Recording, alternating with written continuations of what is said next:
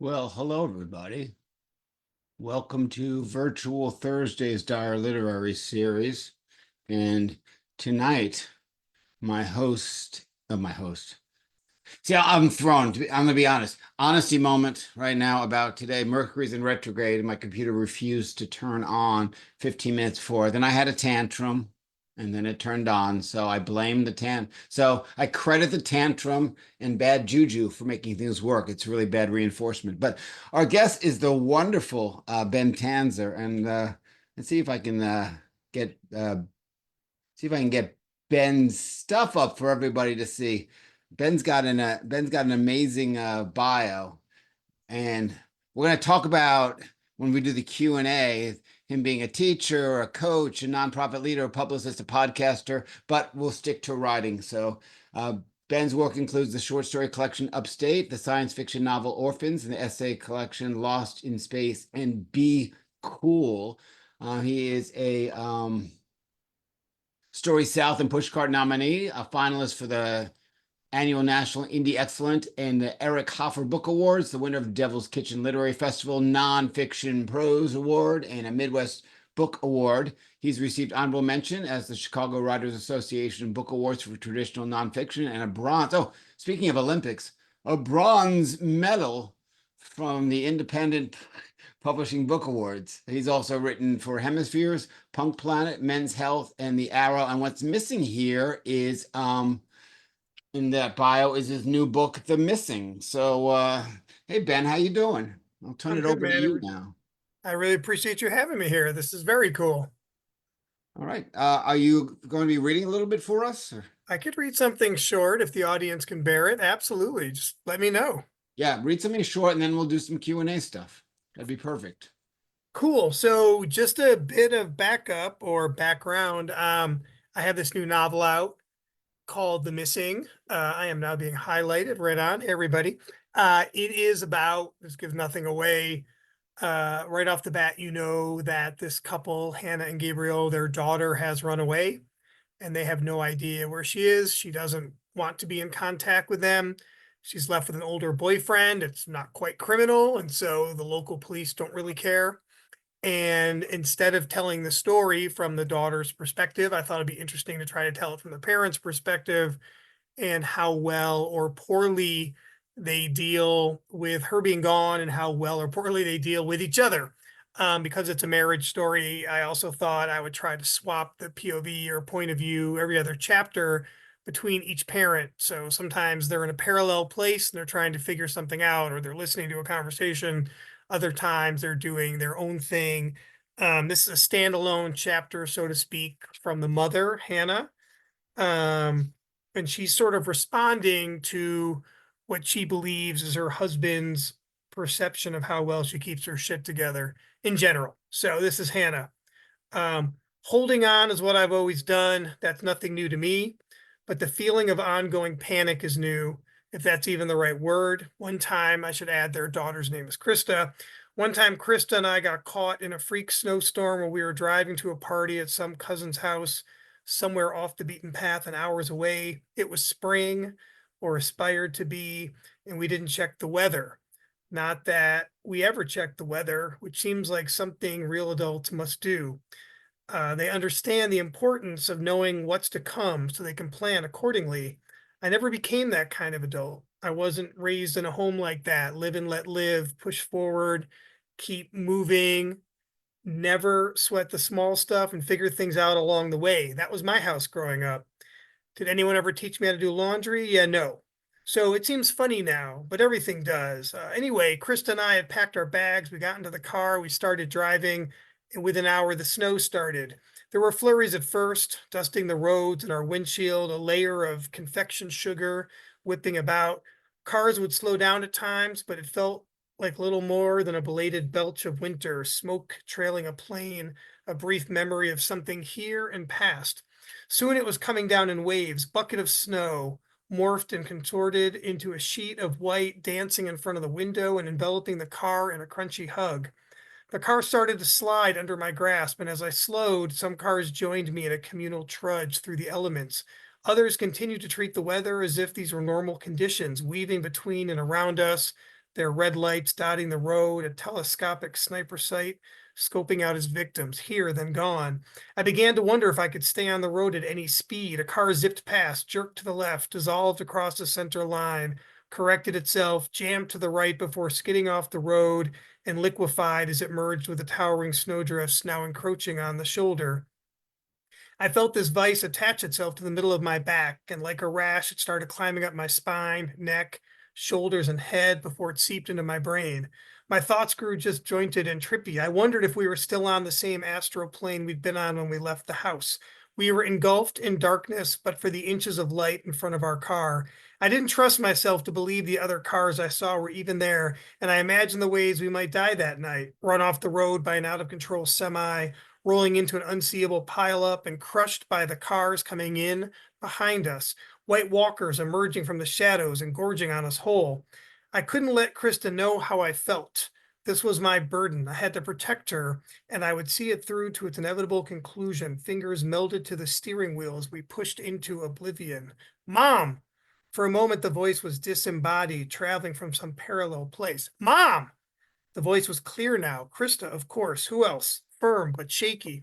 I'm scared, Krista said. Can we look for a hotel? A hotel? I hadn't thought about seeking refuge and safety. We pulled over at the next exit and found a place to stay. We awoke the next morning in our toasty room, buried under our enormous bedspread, legs and hair brilliantly intertwined, the sun piercing the space floating around us. The panic purged from my body and mind, dissipated across the universe. I got out of bed, stretched my arms above my head, opened the curtain, and looked out the window, the sky clear for miles. Had the night before even happened? Fundamentally, I knew it had, but that I could have felt such terror and violation hours before, and now this, nothing, and calm. How does that work? It was panic. That's how it works. You're unmoored and out of control, no longer able to trust who you are, and for that moment, what you've always been, confident and clear-eyed. Do I feel panic now with Krista missing? Here but a moment ago, now gone? No. Krista's fine. She wrote us a note and said we shouldn't worry. I choose not to worry. I must. Caught in the storm, I was aflame, my senses firing off in all directions, seeking balance and answers, feral and focused on survival. I thought we might die, but I couldn't even trust that feeling. Every second of that drive is embedded into my memory and DNA, but it still feels like it was a dream. In comparison, this feels real, a constant source of anxiety. Even if I awake each morning and expect to find Krista's legs intertwined in mine, both of us ready to tackle the day like we did on that trip after the snow and after the fall. I decide I'll send Krista a text and write, "Hey." That's it. Krista never tells you what she wants in her first text. She writes, "Hey," challenging you to write back. Or not, as if she doesn't care either way. Krista not texting Gabriel or me now to tell us she's okay feels like a challenge as well. If the two of you want to know I'm okay, ask. Go ahead. I'm here. Could that be it? We didn't see her when she was right in front of us, too caught up in being worried about everything to slow down and show actual concern? I text Krista, "Hey." I'll keep doing so until she writes back, or we truly know she's fine. Okay.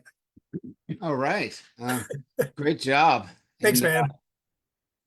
one thing I want to ask you about, we didn't even get into this in your bio. It opens with Emmy Award-winning author, but you don't say the Emmy Award, what it's for, what it's from. Tell me a little bit about that.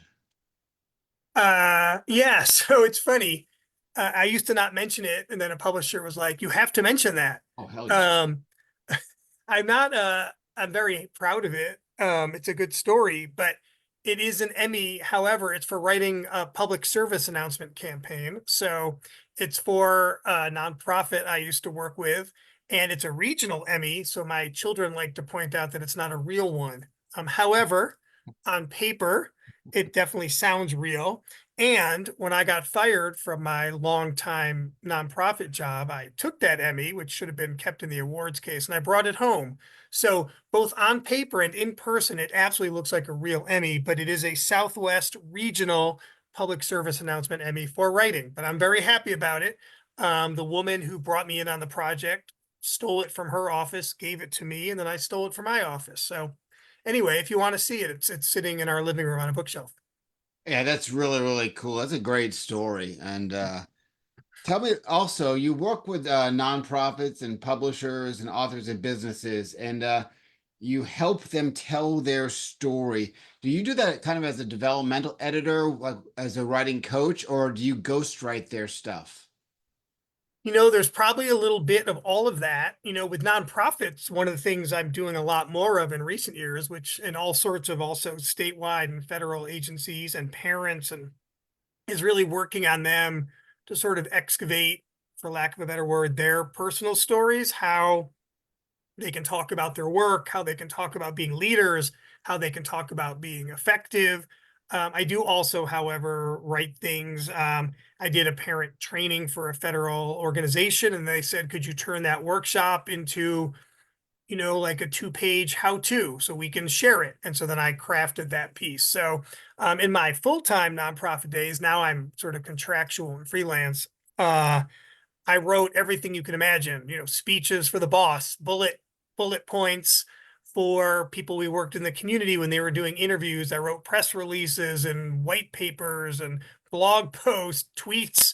So if there's something someone's ever written and tend to write, especially about the work of nonprofits, particularly prevention work, I've probably written something for someone at some point, and for years, almost every day, writing something or editing something. That's another thing.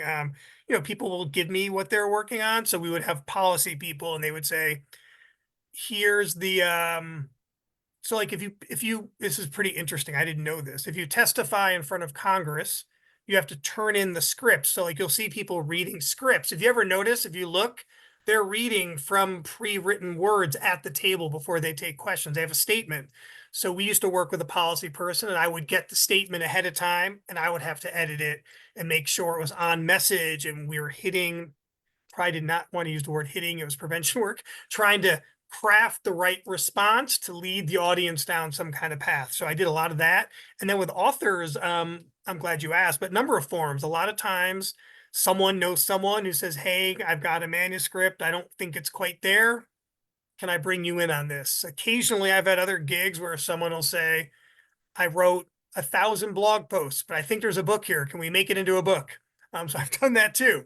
Again, helping people sort of get it organized. My position, and Tim, I'm sure you're from a similar place. Everyone's got the stories. They don't necessarily have access to them or how to get it started, how to get out of their own way. So that's a coaching element too. So also, let's talk about The Missing, since we talked a little bit about Please. your background. So The Missing is a book of fiction. Your previous books, the past few years, have been like memoir-esque or pre-memoir or essays and personal essays. Was it, and I know you as a fiction writer from way, way back, was it difficult to jump back into fiction? Yeah, man, I love that question. It's funny. There's probably two elements to that. Do I find that difficult in general? No. I wish I understood, though, like brain science better, because I would love to say there's some part of your brain that gets triggered when you're like in fiction mode, and there's some part of your brain in nonfiction mode. I think what's interesting about this particular book, and maybe interesting to fellow writers and readers, is that the original draft of this was done for several years. I didn't even consciously set it aside. Like I worked on it. I tried to get it out in the world. I started writing nonfiction because I was just moving between genres. What was interesting was to come back to it after several years when there was interest, and then remember what was going on in my head when I first wrote it. But I will admit, and if it's obnoxious to anyone listening, I apologize. Shifting between fiction and nonfiction is not that I haven't found challenging, right? As much as knowing what I want to write about and then sort of digging in. I find the process very similar for me. Even though I don't write auto fiction, I really write about characters when I write fiction that are very much not like me, but people I'm interested in. Well, we all know there's a lot of truth in fiction. So Sure. the fact that your life has been laid out before this book of fiction, did you avoid some of your life and your truth and your nonfiction within this fiction, or does it just shine on through? I love that question, right? So this is a book about a kid that runs away and doesn't come back. That's absolutely not my experience, right? But what's I mean, as far as I know, I'm pretty sure I can hear one of my kids in the next room. But what is true, right, is that, I understand what it's like to be scared. And I understand what it's like to poorly communicate with my children or my spouse, or to have someone angry. And so, I don't know what part of this is like, but I know what a lot of it, I know what it's like to feel scared. And I know what it's like to think, what the fuck are we doing? And why did I let myself get into that argument? Right. Or why didn't I phrase that differently? So, yeah, there's stuff of my life in here for sure, of course. And then there's parts that are really, really not. I mean, really the biggest thrust. But if you want to talk about fear and poor parenting and poor communications, I'm awesome at that stuff. So let's go to our chat questions. Robert says the part that you read, the parent voice was analytical. What is the other parent's thinking style, and how do the parents' approaches to life and their lost daughter differ? Yeah, Robert, that's an awesome question. So please jump in if you're thinking, why is he saying that? What the fuck does that mean? Excuse my language, Tim. I'm not sure if we're allowed to swear here. What I No, will you're not. say is that both parents are somewhat analytical in that I wanted them I wanted to follow their inner monologue, even as we were following their exterior dialogue. So that inevitably probably makes people more analytical, but I hope it makes people analytical the way we all are, sitting down, stuck on something. The father is definitely more impulsive, you know, and the father is definitely more impulsive and he's less likely to slow down and think. The mom is much more able. Also, the mom, as my mom would say, is sort of therapized. So she had her own sort of challenges and traumas as a kid. So she's been through therapy. So she at least has a sense of this is how to ask myself questions. I think that's an element of it. But the father is also in his way, though he's problematic and some of his past is problematic in the marriage.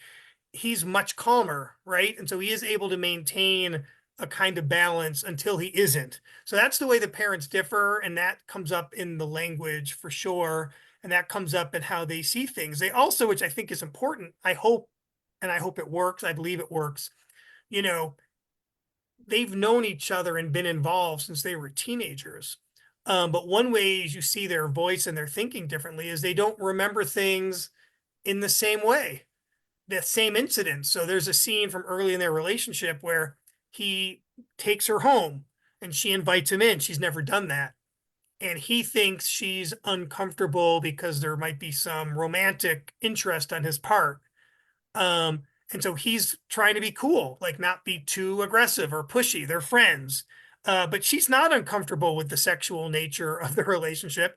She's uncomfortable that he's coming to her home when her mother has also left the family. So that's what she's coming from. And she's embarrassed that her house looks like a bachelor pad, right? So she does her best to keep a neat home for her and her father, but she doesn't want him to see it because he's from a more normal family. And so he misreads it completely. And then she's trying to help him along, but then she's angry at him, but she's angry at him because she's angry at herself. So that's where you start to see some of those things change because, again, even in the same space, they're not coming from the same place.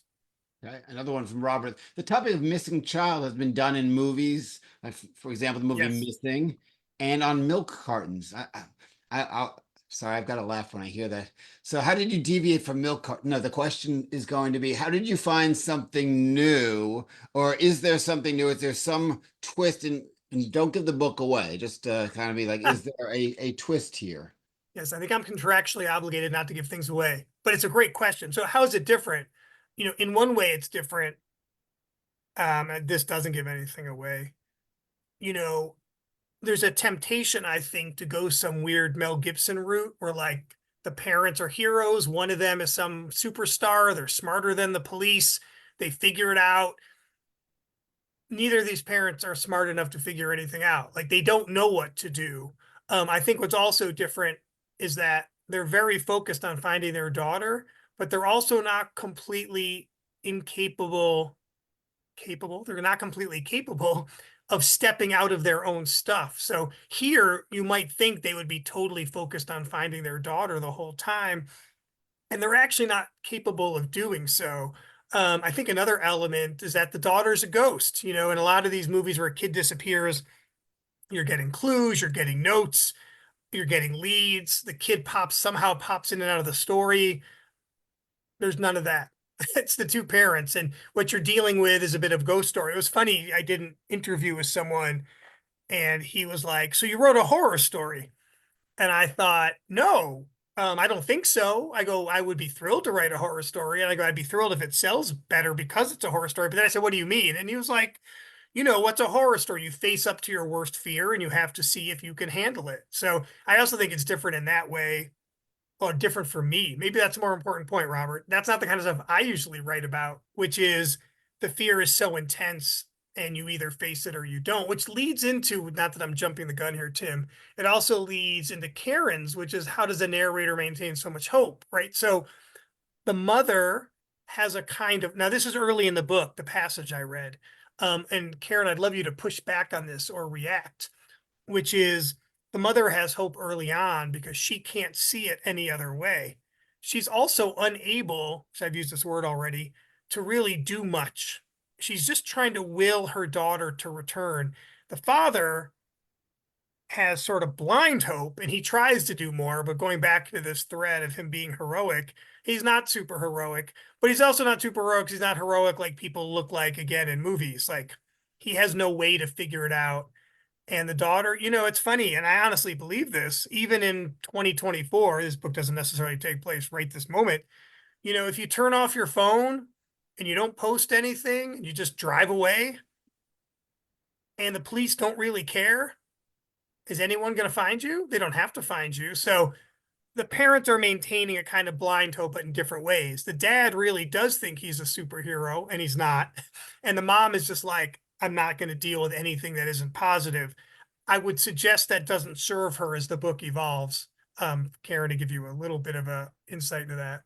Yes, so I know too, like I know in a case such as this, and also even cases that like parents find out that their child has a major disability and it's going to be a challenge for them. Do your two characters, your two parents here, do their lives implode because of this event? It's interesting to me, and I would invite anyone to jump in on this. When the book starts, maybe like a lot of us, I want to be careful. They've mostly got their shit together, right? Mostly because they're going to work and they're together. And yes, they may be fighting with their daughter and their marriage may not be entirely stable, but they've figured out some middle-aged place to be, which I believe a lot of us do. And so what does start to implode slowly is that when the daughter's removed from the picture, they have to face each other. Is this a Yeah. marriage they even want to be in? And they have to face that they don't really have the tools to take care of themselves in a way that's helpful when things are fucked up. When things are more normal, they have just enough skill to get by. So does it implode? Let me just say incrementally, there are 1,000 cuts as the book advances. How's that, Tim? I don't want to give too much away. Perfect.